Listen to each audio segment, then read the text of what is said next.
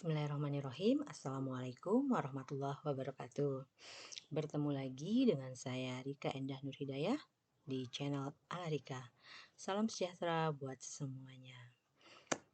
Sebelum saya share dan berbagi tentang topik BBQ, boleh ya yang belum subscribe tuh, kalau tulisan subscribe-nya masih merah boleh diklik ya.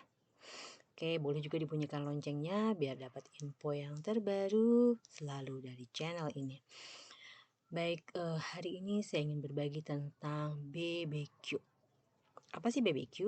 Nah, kalau lihat di menu, BBQ menggambarkan penganan-penganan yang dibakar, enak, lezat ya, ayam, ikan, sosis, jagung gitu ya. Tapi BBQ di sini sebetulnya hanya inisiasi atau abbreviation, hanya singkatan yang makna arti sebenarnya yang saya maksudkan adalah ini. Apaan sih BBQ?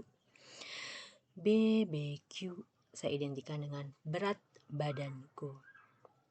Berat badanku sebetulnya nggak masalah ya, tapi buat saya pribadi sebagai wanita dan sebagian besar ibu-ibu nih, baik yang gadis ataupun yang sudah menikah, pasti akan berpikir pengen dong berat badannya ideal gitu. Nah, apa sih indikator utama yang paling mudah dan sederhana? Jika lingkar pinggang sudah lebih besar daripada lingkar pinggul, maka kita harus waspada. Kenapa? Pasti sesuatu yang salah sudah terjadi. Nah, untuk memastikan sebenarnya berat badan saya ideal, normal, atau underweight alias kurus, atau overweight alias gemuk. Mari kita cek ya. Nah, kita boleh gunakan timbangan digital nih yang seperti sebelah kiri, atau timbangan yang seperti sebelah kanan. Yang kiri ataupun kanan oke. Tapi sebaiknya pada saat kita menimbang, biasakan menggunakan timbangan yang sama atau jamnya yang sama. Karena mungkin pernah kita menimbang ya, di sini saya 57 kilo, pas ditimbang di tempat lain 60 kilo, kita marah-marah ya, nggak setuju gitu dengan timbangan itu. Timbangannya rusak dan lain sebagainya, sebenarnya nggak masalah. Jadi usahakan kalau bisa sih timbangannya sama. Yang kedua, jam penimbangan juga sama.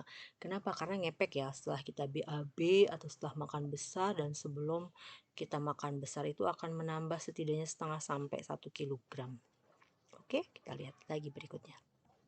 Nah, untuk menghitung berat badan ideal ada banyak cara. Di sini saya sajikan 2 rumus. Yang pertama dari Broca yang ditemukan oleh Dr. Pierre Paul Broca, dan yang kedua menghitung indeks massa tubuh. Dua-dua sering dipakai, namun yang lebih sering untuk antropometri atau indikator kesehatan lebih enak menggunakan EMT, walaupun sebagian orang termasuk saya dulu kayaknya lebih mudah untuk menghitung Broca gitu ya. Nah, kalau Broca, rumus wanita sama laki-laki berbeda. Di mana perbedaannya? Dulu kita kalau ngitung berat badan ideal, kita selalu tinggi badan dikurangi 100, kemudian sisanya dikurangi 10% gitu. Ternyata untuk perempuan berbeda. Nah, ini kuncinya ya. Jadi kadang-kadang kita kayaknya gak setuju ya, kok perempuan malah lebih kurus, tapi logikanya memang harusnya begitu ya. Jadi kalau menurut Broca, perempuan itu tinggi badan dikurangin 100, dikurangi 15% dari sisanya itu. Jadi contoh penghitungannya nih, kalau berat badannya 100, maaf, tinggi badannya 160, maka penghitungannya 160 dikurangi 100, jadi sisa 60, kemudian 60 dikurangi 15%-nya, yaitu 9.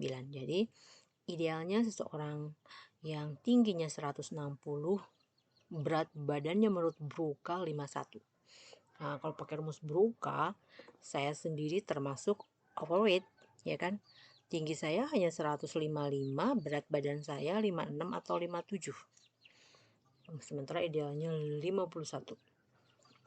Tapi menurut teori sih biasanya ada rentang 10% ke atas dan 10% ke bawah gitu ya, walaupun tidak tertulis.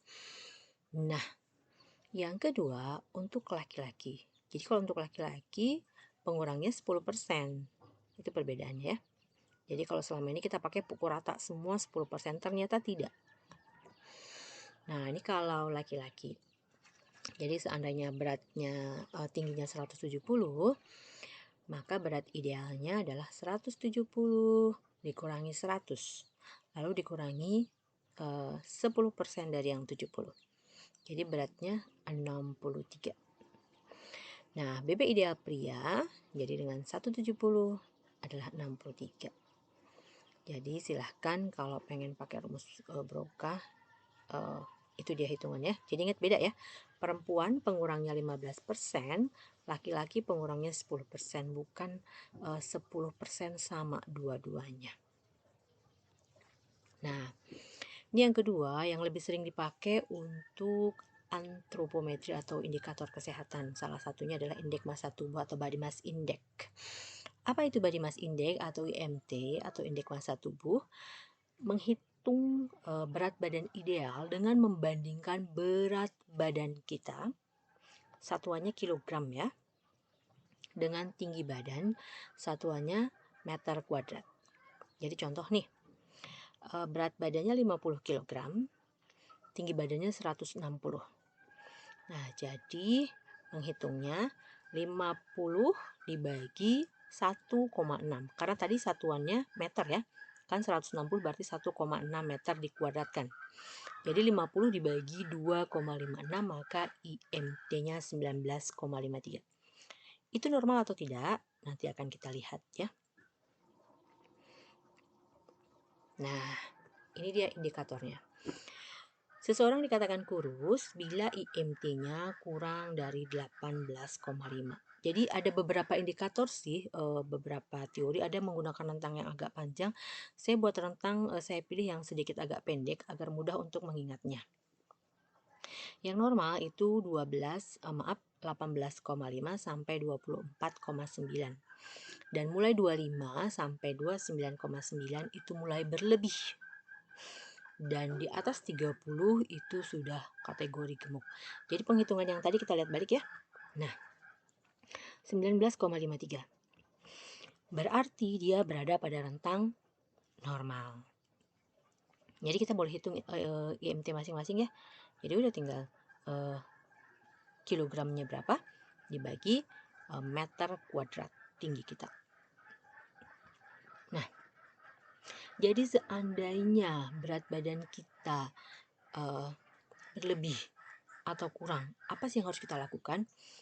Don't be panic. Kita nggak harus menjadi panik ya.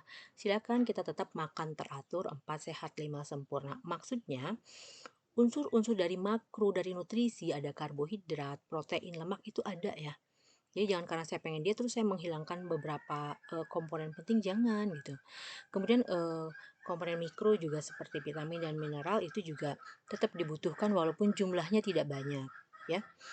Kemudian kalau kita tadi sudah agak overweight, maka silahkan kurangi karbohidratnya, naikkan protein.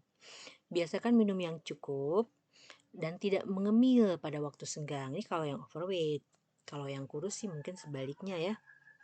Nah, biasakan makan dengan porsi kecil tapi sering itu jauh lebih baik ketimbang sekali makan porsinya banyak. Dan tetap rutin beraktivitas. Kenapa? Karena aktivitas membantu memperlancar sistem vaskularisasi atau peredaran darah. Sangat dianjurkan. Kalau nggak mau olahraga yang lain-lain, jalan aja deh sekitar 30 menit setiap hari. Kalau susah, pekerjaan saya di rumah sudah cukup melelahkan. Beda sekali, tidak bisa disamakan ya. Jadi kita tetap butuh aktivitas yang memang mengeluarkan keringat dan ada durasi atau frekuensinya. Nanti dibahas deh di video yang lain. Oke, mari kita diskusi. Inilah pertemuan kita untuk siang hari. Jangan lupa untuk subscribe.